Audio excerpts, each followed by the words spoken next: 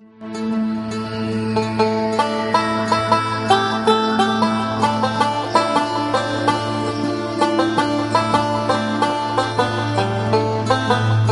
Valley was known as the Emerald Valley and Gandhara's cradle of civilization. It's located in the north part of the Khyber Pakhtunkhwa province. Unprecedented downpour inundated villages, destroyed infrastructure, and grew to become a monstrous flood, causing havoc in the entire country, devastating about 20 million people.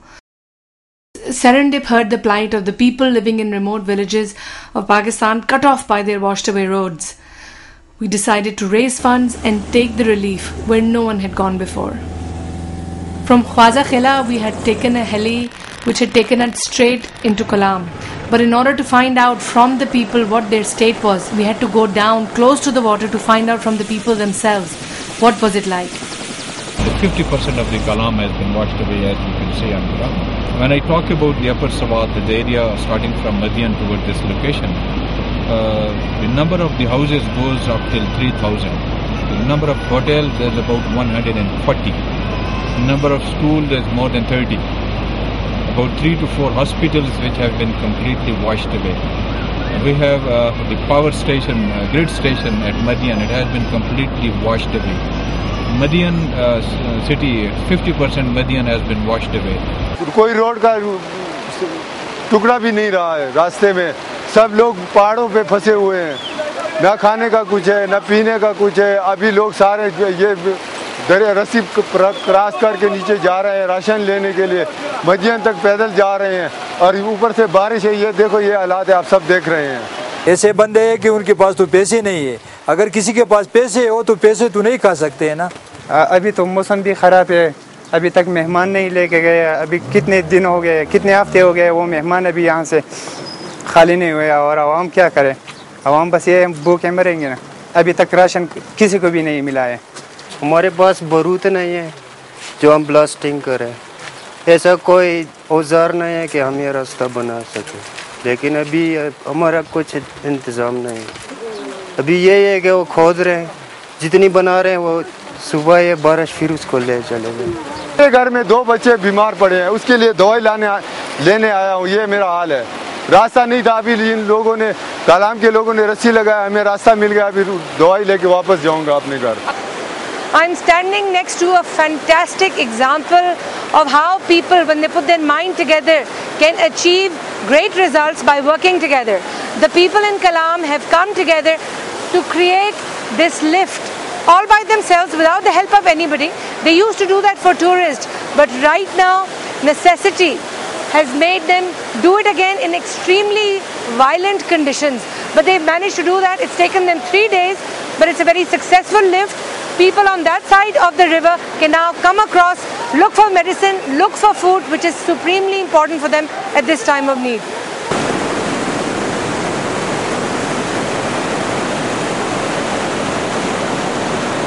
After about 2 days wait in Kalam, we've finally gotten a heli that's going to take our relief goods, only at least part of it, and we're going to fly off to Utrod, one of the remotest villages. We've heard from some of the people who've managed to walk across from Utrod to Kalam. Sadly, we haven't been able to get our 500 families packs from Khwaja Khela.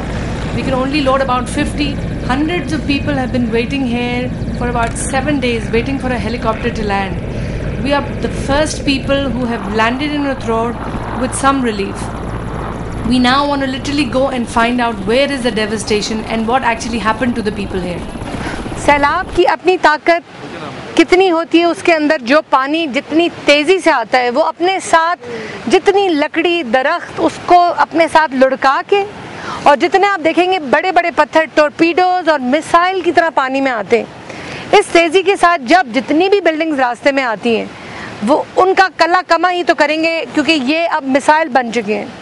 सैलाब का span इतना बड़ा था, उसमें पानी था और पानी के साथ साथ ऊपर जितने बागात थे उन सब, वो सब बागात अब ये गिरी हुई लकड़ी बन चुके हैं. और उस सैलाब ने नुकसान कितना किया है ये तो यहाँ के लोकल्स ही बता सकते हैं. हमारे एक आलू होते, एक फसल होते, आलू एक टाइप पर शलगम कहते. वो नीचे जाते हैं, हम लोग उधर से आटा ला के खाते हैं। वो तो सब यहाँ बंद हो गए और कोई दरिया न बहा के ले गया। अभी लोगों के पास इतना खर्चा नहीं है जो एक बोरी आटा ले खरीदना बाजार में नहीं है, कहाँ मिलते नहीं, न डालडा मिलते हैं, न आटा मिलते हैं, न चाय मिलते हैं, न चीनी। तो लोगों भूख से मर रहे हैं। वो क्या करते, ये आलू जो है ना उसको पका पका के बच्चे खाते हैं, उसको पेट के दर्द है, हर एक बीमार पड़ा है। बस सारे ये तकरीबन 33 साल जो सर्विस थी, सर्विस की जो पूंजी थी सारे के सारे ख़त्म हो गए। बिस्तरों से लेकर माचिस तक नहीं निकाल सके। अल्लाह को जो मंजूर था हमें वो मंजूर है। We're extremely sad that most of our stuff couldn't actually come on this heli, and there are hundreds of people who have lost homes and we have to distribute, but the army is guiding us and they're saying instead of calling everybody, whatever food we have, we just want to call people very quietly, distribute to the most needy and hope the next day more food will come. Our one day in Utror has now become 3 days in Utror. The weather is not conducive for helis to fly. We are stuck here. We are trying to use this time. We are trying to maximize this time to get to know more of the needs of the people. And for that, I think the most important thing is to get the young people organized who have nothing to do, no skills whatsoever. So we are trying to round them up to see how they can help the process later on once we leave. तालीम का मसला है यहाँ। तालीम का मसला क्या है ये बताएं ना। गर्ल्स तालीम नहीं है, लड़कियों की तालीम सर है। लेकिन वो क्यों नहीं है? सुना है कि यहाँ स्कूल तो बना हुआ है, तो क्या नहीं है? स्कूल बना हुआ है, टीचर है ही नहीं। हाँ, टीचर का फिर क्या करेंगे? टीचर बाहर से मंगवाए। तो बाहर से आप लोगों ने बाकी गांव में देखा है कोई तालीम याफ्ता लड़की को किसी तरह से कह सकते हैं कि भाई उसकी फैमिली इधर आके रह लो? कोई तरीका है, आइडिया क्या? तो ये इलाका हार्ड एरिया होना चाहिए। हाँ, क्योंकि लोग बाहर से जब आए यहाँ कोई टीचर उनको एक्स्ट्रा तनख्वाह दिया जाए कि वो यहाँ अपने फैमिली के साथ रहे। ठीक है। और अस्पताल के यहाँ मसला है, यहाँ BHO नहीं है, LHB नहीं है, MBBS लेडी डॉक्टर नहीं है, लोगों को अस्पताल का मसला है।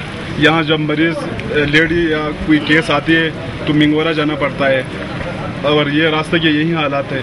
One of the ways in which the people of the town have actually, they're trying to stand on their own feet is by organizing about 2,000 to 3,000 people from all over the villages, young boys, even small boys who are joining in to build a road, to carve out the landslides and to build a new road for them to go all the way back to Kalam.